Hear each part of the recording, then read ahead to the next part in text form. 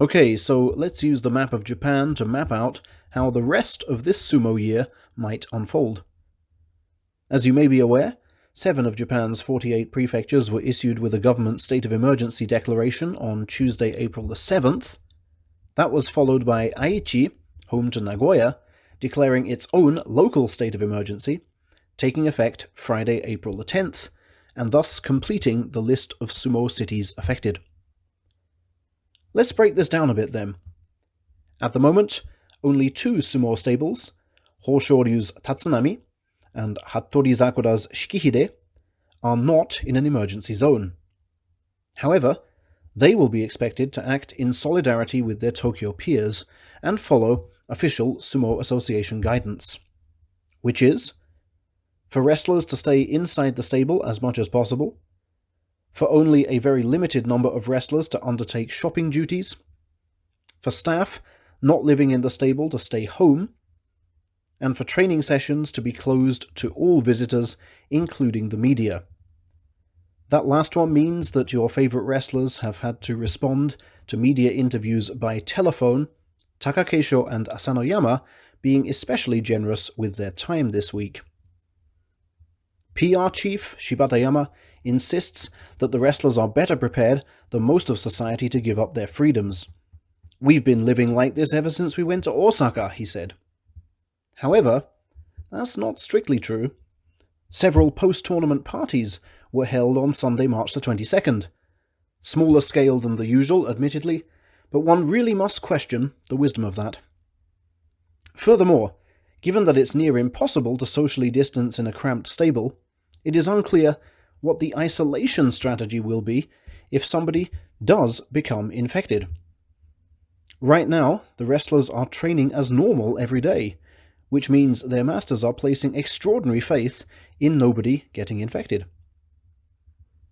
With regards to the cities in which the wrestlers live, the emergency declaration means that many businesses will be asked to close and residents requested to stay indoors. The problem is, none of this is legally enforceable. In typically Japanese fashion, the authorities are relying on the goodwill of the people to reduce social interaction by 70 to 80%. Just to stress, this is not the libertarian defense of individual freedoms that some overseas media take it to be. It's rather a conservative defense of the creaking pillars of the corporate system, which still wish their people to commute to offices as normal. Eyebrows have been raised at some of the businesses allowed to stay open for now. Baseball practice nets, beauty parlors, even restaurants among them. With virus cases continuing to rise, perhaps new, stricter laws will need to be passed. What does this mean for our tournament schedule then? Well, the initial state of emergency will last until May the 6th, at which point the Sumo Association has promised to decide on the May tournament scheduled for the 24th. Sumo's executive committee will be holding meetings every Friday from now on to discuss the options. Looking at the trend of virus cases, though, it looks very unlikely the emergency will be lifted in early May, in which case, Shibatayama has already told us, the tournament will be off. Nagoya in July also looks doubtful. The Aichi Prefecture governor wishes to align his emergency timeline with Tokyo's to prevent Nagoya being flooded by people fleeing the restrictions of the capital. Such fears may be overstated.